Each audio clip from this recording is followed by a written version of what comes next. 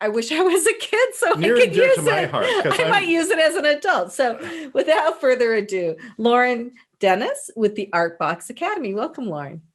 Hello, thank you so much for having me. So great to see you all. Yeah, so tell us about your product.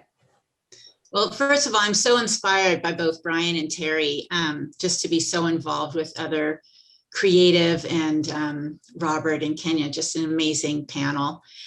So I own my background a little bit. Let me start with that. I, as long as I can remember, loved doing art as a young girl. It felt very natural to me, and studied art in college, fine arts, and then went to Otis Parsons School of Design and discovered textile design.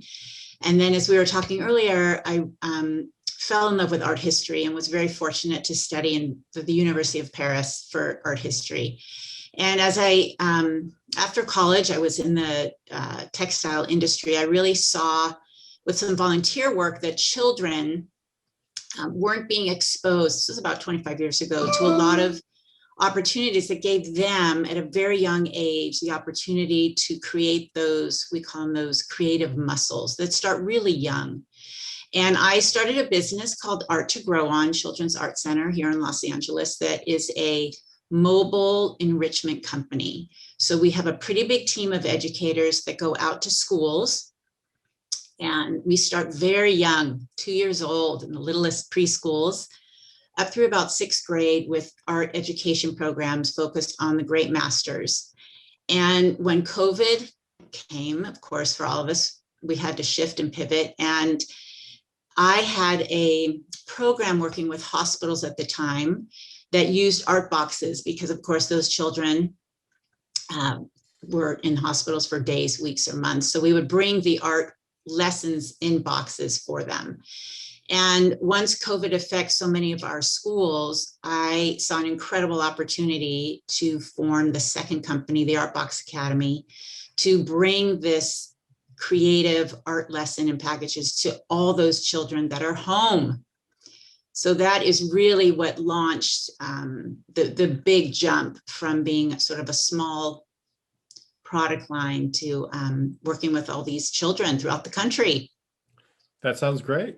Well, once parents realized that they could do their art project instead of drawing on the walls, I'm sure your sales took off. Yes. Well, Yes. what I like, I went on your website and looked, and you have modules from famous artists and architects, but I love the architectural piece too, because you had little foam building blocks that kids Yes. could build Frank Lloyd Wright structures. Yes. So we really introduced the great masters, from Frank Lloyd Wright to Frank Gehry. And what's interesting, and it's all inspired by, so as you know, it's not a highly directed lesson. We give guidance, but the whole platform is for them to see the world through their eyes, for them to create their own work of art. So that's really been an incredible journey to watch all of that. Well, yeah, I can imagine. You're talking about something near and dear to my heart. I happen to love classic art, and also modern art as well. So you had me when you were talking about Picasso earlier. So Right. I don't know if you've seen on social media the whole Northwest art piece debacle. So Northwest is Kim Kardashian's daughter, right? And Yes. Kanye West's daughter. And Yes. she actually is an artist. She's been an artist since she was a very, very little girl, from painting like Birkin bags to now taking like all of these like really cool art classes. And there was this huge thing on social media in the last day where she painted this beautiful piece of art, and it almost looks like a kid couldn't paint it, but they were just not giving her credit for it. So her parents went to social media to justify that she did paint it, and she indeed it's her art. And I just was thinking about, you know, what you're doing for kids in terms of like giving them an opportunity. Art, to Richard's point, was very important to me when I was in school. And, you know, I wonder if there's an opportunity to use some of these kid influencers that are out there in the world, sending them a box. Yes, right? absolutely.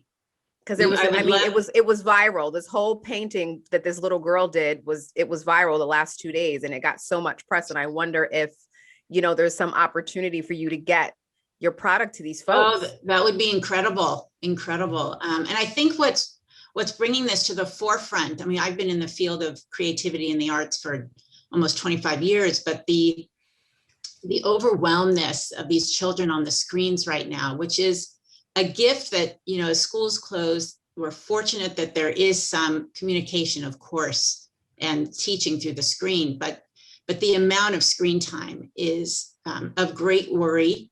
And so what has happened is this three-dimensional learning and this optimal thinking has come to the forefront, working with your hands, building, creating, writing, even as we've seen, from poems to writing to music. So the pandemic has sort of put all of this creativity into the forefront. I was going to also say you would be very smart to get on TikTok with this and be doing some TikToking.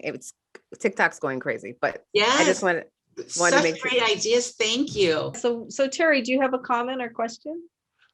I think, you know, what's cool is that this is one of those super timely things, you know, where Lauren looked at the world and looked at what kids were doing and said, hey, you know, this is a need right now. And, you know, you've seen that in so many entrepreneurs who have been looking at the world that we've been living in for almost a year. Yeah. and said, I could take my talent and put it to work in a new and exciting way. And that's what innovation is all about, you know, is finding customer needs. And you have so many people, you know, who just want to hold on to the past and say, well, I'm waiting for business to come back the way it was. You know, and then look, e-commerce is up 50%. Instacart hired 300,000 people to deliver food. Are we going back? No. 80% of people say they're not going back. So we have to look for new opportunities, which is exactly what she's done. And that's great. Thank you. I think being observant of your marketplace and really, really being aware of what's going on and listening to what your customer client is saying. And what's interesting, Terry, is we been working with some incredible resorts, and during COVID, these kids clubs are closed. You know, right. Usually as a parent, I was thrilled. I brought my 2 boys and I appropriately left them comfortably for several hours, as many parents do, to a very safe, wonderful environment. Well, during the pandemic, they are either closed or modified. So they've now been buying our art boxes, which has been an extraordinary thing. Multiple. That's a perfect idea. Thank you know, well, you're an artist, so you're observant, right? You study. I'm observant. You observe. That's what you do. This is what I do. I do. You know, and so that's a great talent to bring forward. I was coaching another entrepreneur who has a video game, but it's like a scavenger hunt. You do it outdoors, and turns out to be socially distant. So same thing. She got with resorts, and they're saying, "Great, we want things for kids to do that are socially distant." They can play this game out. It gets them outdoors. They're using their phone, which they won't ever put down anyway. Right. And they don't have to interact closely. So, you know, again, it's looking at what is the world as it is, rather than, you know, there's a whole group of people in this world who want to be the world as it was.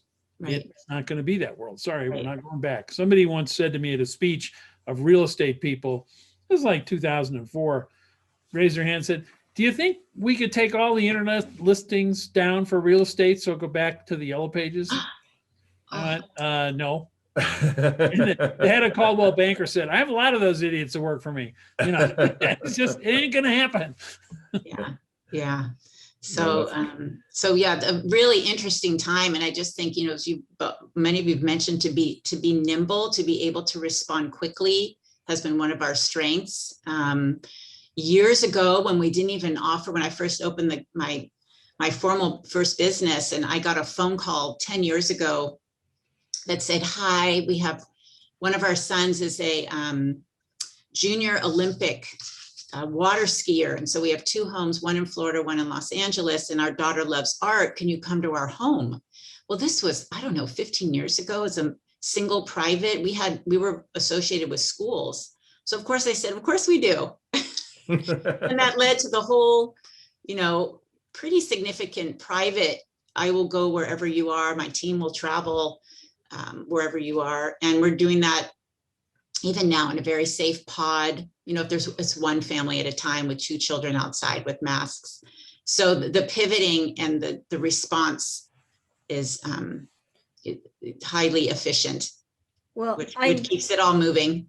Yeah, I'm sorry we're going to have to wrap this up because I think what you have is wonderful. I think people should go to your website. Yeah. What is your website? Yes, the website is theartboxacademy.com.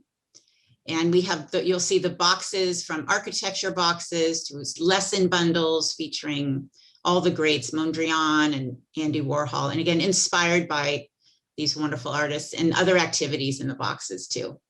So it's well worth going, listeners. Even if you don't have kids, maybe you have grandkids, or maybe like me, you want to do one yourself. Yes. So anyway. Yes. Yeah, all age appropriate. By the way, when you're done. All age appropriate.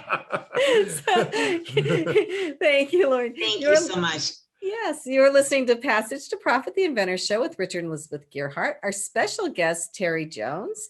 And we will be back after these messages, and go to our YouTube channel.